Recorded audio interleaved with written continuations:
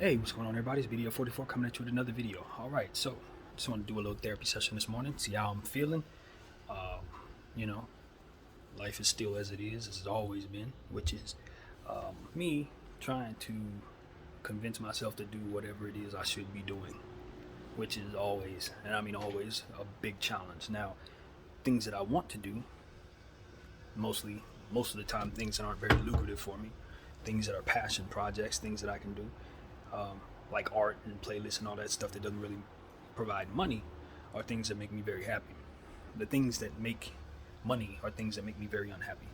Having just about everything, working, negotiating, pandering to others, asking people for money, begging for money, hustling, doing all the different stuff that it takes to acquire cash. It's very stressful for me, all of it. Um, and I hate that. Stress is such a deal breaker. You know what I mean? A lot of people face stress and they handle it well. They handle it with the type of intensity and you know what's necessary, I guess you could say. Me, run from it, run from it, run from it, run from it. So this morning I woke up, about 3 in the morning, 3:30. Went to sleep early, so that was kind of normal. Went to sleep about 8:30 at night. So wake up in the morning, and I was just pretty much sitting in my own sorrows, sitting in my own concerns. And I guess what I am saying is, when you're feeling like that and you're as dark as I was this morning, you're just happy that you have the faith in God, that you have understanding that that your responsibility is to keep going, that a good day can come, or a flip of the switch can change your fortune, or people care about you and all that different stuff. Because I tell you, man, I woke up this morning not feeling like anything positive, sort of like I did in the last therapy session. Kind of woke up feeling like that, and I was mad at everything, mad at myself, mad at others, whoever contributed to me not having what I felt I needed growing up, or what have you. Mad at my circumstances as it pertains to this situation not panning out yet, AMC, and all the different stuff that I'm mad at. But mad at the fact that I didn't do all the types of things that would have put me in a position to live healthier mentally, and better in life. And you just get to a point where you just don't want to do anything. You don't want to live no more. And that's exactly how I felt this morning. Full transparency, I just didn't want to be here, but I didn't want to quit either. You know what I mean? I sat in my bed, and just was miserable, and I was sitting there praying. And of course, I prayed for the people that I always pray for. I told God what I felt about whatever I was feeling, and asked for some assistance, asked for some relief, asked for some motivation, asked for some correction of my immature behavior as it pertains to prioritizing and not working over most basic needs, and the same stuff that we've talked about a million times. And what came to me, the only thing that really came to me that wasn't an independent thought, was the word hold or stop. It was more or less like this. It wasn't really a word. It was more so a hand gesture that kind of went like this. Just stop. Just stop. That was what I was told. That was what the vibes were. As I was doing all my complaining, doing all my down energy, letting all that out of my system. It was just, at the end of the day, I needed to stop, relax, understand that what is happening is still very much in the control of the Most High. The challenges that I've been given are not something that I can't overcome or get help for or make sense of or find some positive conclusion to at the end. Mismanaging things, being alone and making mistakes, being alone and not having advice, all of that is just what it is. It's not necessarily incumbent upon me to have all the answers. Some things I just don't get, and you have to bump your head to pick yourself up and make good decisions. You have to be honest about what motivated you to make the decisions you did in the first place. And I think that's where I've struggled, because when you don't see the results in your life that you want, my most natural instinct is to either find blame or hold myself accountable. It's one or the other. Either I'm blaming somebody else or I'm blaming me. And the most righteous thing is to blame me. But the reality is, the truth of the matter is, I don't think in this particular case, it's that simple. It's not a blame game. This is a waiting game. This was a situation where, as you guys already know, I put myself in a position to get something that I thought could make it so that I never have to work again. And, I hate to be a broken record. Anybody who's seen this crap, you've seen any of these therapy sessions, you know all of this 17 times over. So I'm sorry if this is a repeat of the same stuff, but it's just a freestyle of talk. It's just a therapy session. That's what it's for. But anyway, I put myself in a position to have this, and I waited for it, and I worked for it, and put myself in a position to have as much as I could, and got to a point where I couldn't do what I was doing anymore, and I had to stop, and I crashed and burned, just like I always do when I work too much in a situation where I hate where I'm at. You know what I mean? If I stay in a situation for too long, I start losing my mind. That's essentially what it is. If I hate it that much, it becomes a situation where I can no longer focus on doing it. And usually when I do that, I walk away from it. It's happened in just about every job I've ever worked. It's about all of them, all of the security jobs particularly, and the reason being is because I'm not really a guard. If you ever heard me tell the story about becoming a guard, I was in a situation where I was going through the exact same thing I'm going through right now. Had nothing going on, and I had just taken over my mother's apartment. I was working as a busser at ESPN Zone downtown, across the street from what used to be the Staples Center, and let go of that job. I don't even remember how that job ended. I think they just took us off. Yeah, they took us off. Thanksgiving Day, they just decided they weren't going to keep the employees that they had. There was a lot of nefarious stuff going on behind the scenes, and some people went to jail because of how they were fudging the numbers. So I was a part of that, basically, and they fired me unjustly, in my opinion. But all in all, after that job ended, I was kind of just in this kind of space, didn't really have nothing going on, still in the habits of my young childish ways, and I needed a job. And my mother's friend called me up, said, hey, I hear EDD, I was on unemployment at the time, and EDD had an opportunity for you to become learn security training for free. They give you everything. So I went in there and took it. I was like, I ain't doing nothing else, my life is going nowhere. I don't have any plans. Don't want to go back to school. At the time, I didn't have my GED, so it was like, this is going to give me an opportunity to make more money than I was making as a busser. I think that's how that went in my timeline. I think that's how that went. I believe so. I might be a little off about that. I don't remember. But either way, so I went to and took care of that. I went down there and did my little 3-month training course, and they gave me all kinds of stuff. They were giving me certifications I still got to this day, all kinds of stuff. Really high level, basic level, if that makes any sense, security credentials. It allows me to work in colleges, allows me to hold a firearm, stuff like that, baton, all that junk. So I did it. I was proud of myself, and then got that job at a place called the Century Park Place down in Century City. Very ritzy place, rich people up there. I got a chance to see all kinds of folks, meet a lot of different types of high level people, and really get to see what being rich is about. From their standpoint, it was a lot of fun, but ultimately it ended poorly. I felt once again I was treated unjustly. Went on a whole thing. I should probably do a video on how that went. I think I will one day, but I just ultimately felt like I was done wrong. And at the time, I think I was irresponsibly handling my business as well, kind of half-assed doing the job. So all in all, there was a lot of accountability to be had for why that didn't work out. But there were some things that went on that were outside of my control that I felt weren't right, and I stood up for myself in a real way, in a way that I'm still proud of. But all in all, that job ended as it did. And, from there, it just became, after that security job ended, I was there for 3 years, and then found other jobs and other jobs and other jobs. And each and every one of those jobs seemed to end the same way. I would do it for as long as I could take it. I would hate it. I would leave. Cycle. Long periods of time of unemployment in between, just like now.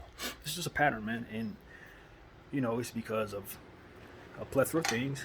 But ultimately, it just came down to me not being a guard. Not in my heart, not in my mind. Wasn't really that great at the duties to begin with. It's just doing it because it was what I knew I could do. And it was always the easiest way to get a job. Still is. I can get a job right now if I really want one. But it got to a point where I loathed it so much. And it just When I say I hate it, I mean it's like you can clearly see what I've chosen as a alternate, which is not so great either. But I guess what I'm here to say, what I came to the conclusion of after all of those jobs and after all of this 10-minute talk and telling you about my security start, is that last night I came to terms with something. A very, very true, but clearly irrational truth. That I am just as unhappy right now as I'm sitting here with all of these financial issues and no check coming as I was getting those checks and doing that job. It's equal, just as unhappy. When I finally left Santa Monica Place this last day that I worked there back in June, I think I was just as unhappy as I was in this bed last night, frustrated about not having the money I need for my situation. So if I'm just as unhappy here as I am there, then it stands to reason why I would just go back out there and get the check. You're just as unhappy. So I guess that's what the conclusion came from, just miserable either way. But here's the problem. I'm still having a very tough time choosing that aspect. Why? Because at least here in my misery, I'm away from the public. At least here in my misery, I don't have any responsibilities to answer to anyone or to meet certain tasks that otherwise make me feel unhappy. Some of those things. Let me tell you something. This is a very important part of my experience overall at Santa Monica Place. I don't even think I've said this in camera, but there's a situation, very minuscule, but very, very, very intense upon my head. Simple. My locker. It's a combination key. And every time I would come in, I think there was something wrong with that combination lock, to be honest with you. I really do. Because it seemed like no matter how many times you did the combination correctly, it would never unlock. But it became such a stressful and anxiety-inducing experience that would happen every single day. Because I would come in, every other guard would be there, and they would see me go to my lock every day, twist it, and not get it. And then try it again, and not get it. And then try it again, and not get it.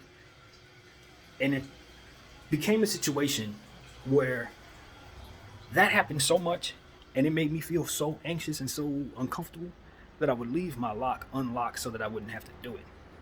You see what I'm saying? Like, these are the little things that I dealt with just being myself. All right. I'll give you another example of this. In this house. Right now, these days. When I have my blinds open, those blinds behind me, I usually try to stay in this area. Why? So no one can see me. Simple as that. Literally that. Because I'm so self-conscious and anxious that I actually don't like when people walk by my apartment and look in and see me. It's that real. Like, these are the type of things that I've dealt with in my life. Minor, minuscule, but heavily anxious things that I exist with, and they stay with me. I've been like that since I was a little kid. Little stuff where and I've mentioned this in certain basketball videos where I'm talking about players who can't get right. Maybe they miss a bunch of layups and stuff like that, because it's one of those situations where I can relate to a degree because of anxiousness. You know, it's like a self-conscious anxiousness. It's like an attack upon the mind that makes you feel like you're inept, that makes you feel like you're inadequate, makes you feel like people are judging you, that puts a magnifying glass on people making fun of you for your flaws. I guess that comes from being teased so much as a child. You know what I mean? For having man boobs and all that, and not having that strength about myself to just shrug it off and say it ain't nothing. That's why I appreciate this generation that's under us. These kids that are in their 20s and 19s and younger, because they seem to have the opposite of that. It's like they crave the attention. They want all eyes on them. I grew up hating that. Like, literally hating that. Because every bit of eyes that I thought were watching me were either judging me or making fun of me. That's how I perceived it. So as a grown man, I'm smart enough to know that's not the case. But I still have the habits of that child that I've never been able to break. I still have those anxiety issues that are absolutely irrational. And they've been there as long as I've been conscious. So this type of little wars is what ultimately makes it so that I choose isolation and poverty over chasing paper, because living that life, I have to deal with those little wars every day. Right? That's how deep my anxiety is and my trauma is. So like, it's that for me, and it's so very difficult to live your life that way, man. You know, and I'll tell you another one. This is true.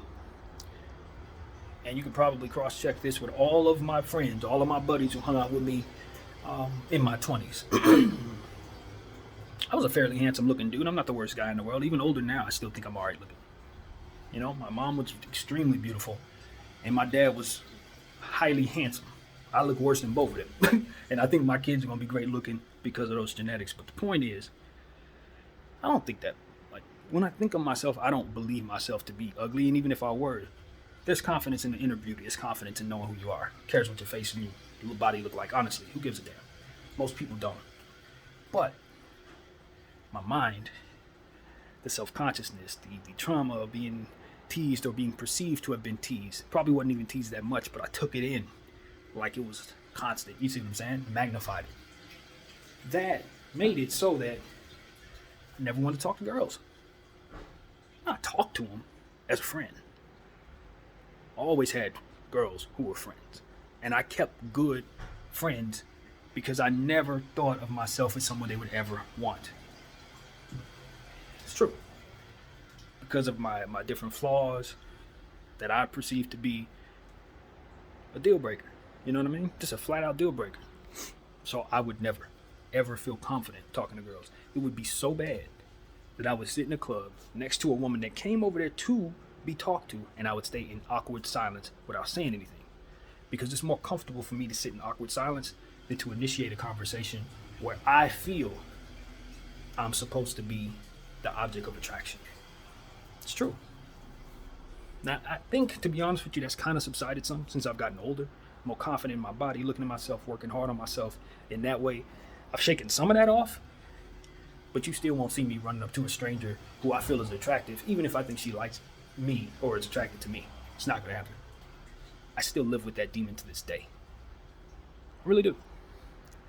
Now, it's kind of saved me from some of my stuff that people have gone through because I don't have no baby mama drama. I ain't got a lot of history or bad energy. I don't have a whole lot of women who are angry at me because I did a whole bunch of stuff because I didn't live that life. I spent most of my life guarding from these little wars that I've been describing to you. So the last thing I was trying to do is bring someone into my situation for which I didn't believe that I was desirable, which meant a bunch of things. For one, she's gonna reject me. That was a deal breaker for me. The notion of rejection was enough. I was never gonna go for that. Never. I don't think I've ever been rejected. That's the sad part about it. I don't remember one single time where a woman said, "Nope, Brandon, I'm not into you because you came at me wrong," or "No, I'm not into you because," of anything like that, because I never come at nobody. Never gave myself a chance to be rejected. I always prevented that, just like I prevent certain other anxiety issues in general with my behavior. So it wasn't no hollering at girl. Let's go holler at her. No. Hey, go talk to her. She wants to know. I'm not opening the door to rejection. And in some of these situations, as I said, these are women who I knew came over there to talk to me. Obviously, she's attracted to me. She came over here and stood right next to me. Sometimes they'll start the conversation and then I will talk back.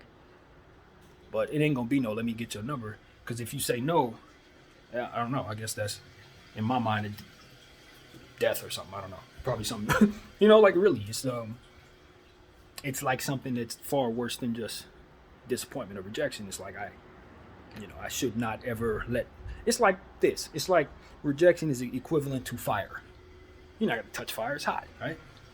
You're not gonna touch it. You don't need to feel it being hot to know it's hot. That's how rejection was for me.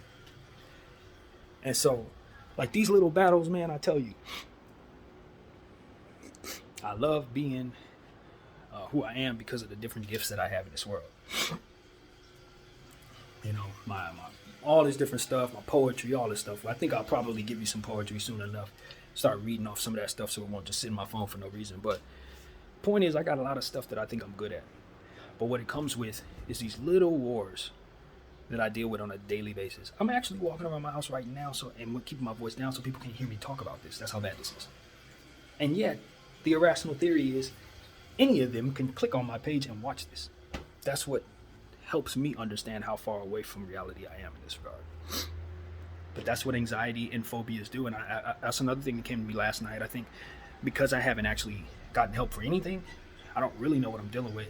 But as I self-diagnose, I realize a lot of this is irrational. And it probably is parallel to what people have in terms of phobias. Just don't know what I'm dealing with. Never have.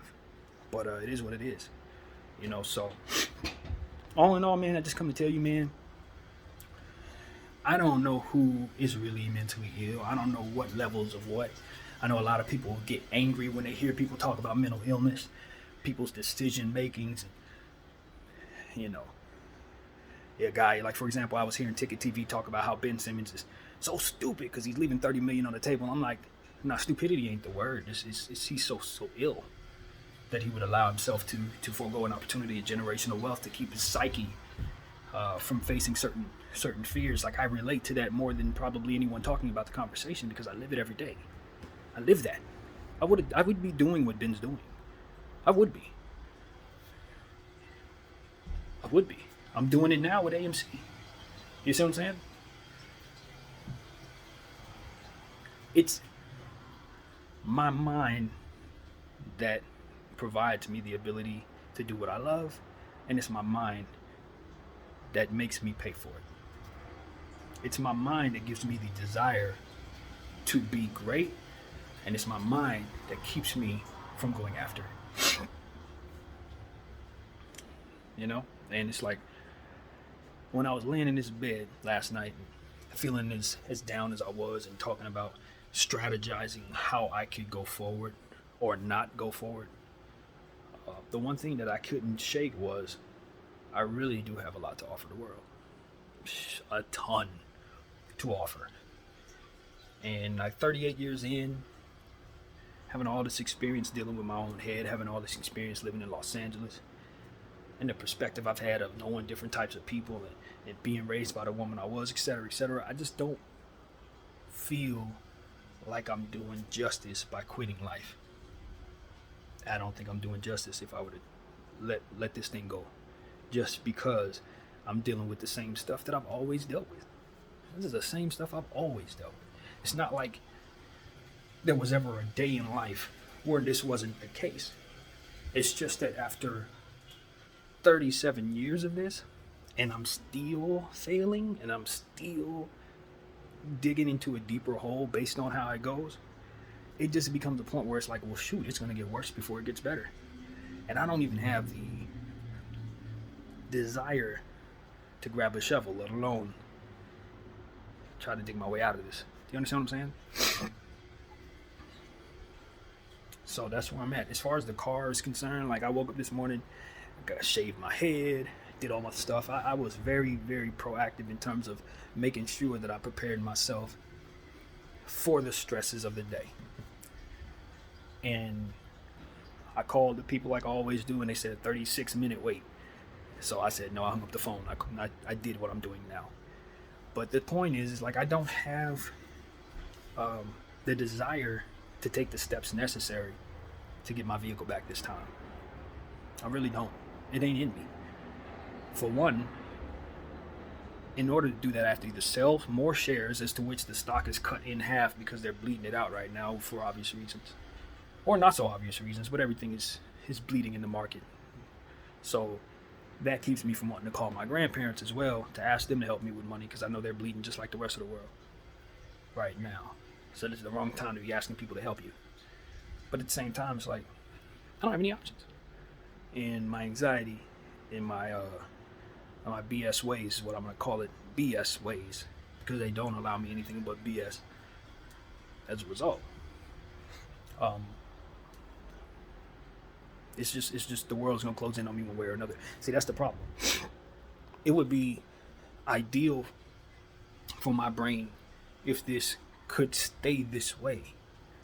But eventually, they're going to kick me out of this apartment for not paying. And granted, I plan on paying them. I want to pay them. I'm going to pay them. But I can't do it without any cash, obviously. Can't do it without any money. And I can't even bring myself to go to work for the obvious anxiety stuff that I've been talking about for the last 26 minutes. So you gotta understand, I don't really see another way forward. If I can't bring myself to go outside and they're gonna pull me out here anyway, I don't have a car, so I can't even live in that.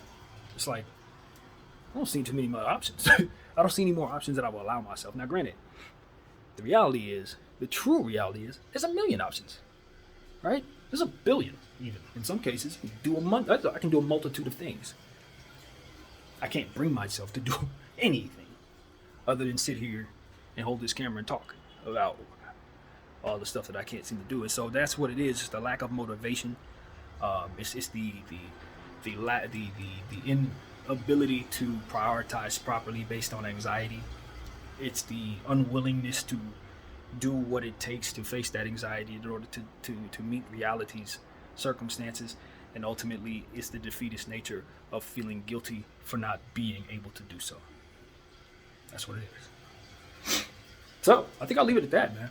That's my therapy session, about 34. Pray for everybody who's going through what I'm going through. I'll never ask you to pray for me. I pray for myself too much, probably. But it ain't prayer that I need. I need to change. I need to change, you know. And I'll tell you something else. I only got 2 more minutes before this thing gets out of here, so I might have to cut off one way or another. But I wish we lived in a world where people could feel more comfortable telling others that they're not happy being alive. Because we spend so much time shunning people for wanting not to be here that they don't want to tell you that this has become too much. I'll leave it at that. My name is BDF 44. I thank y'all for watching.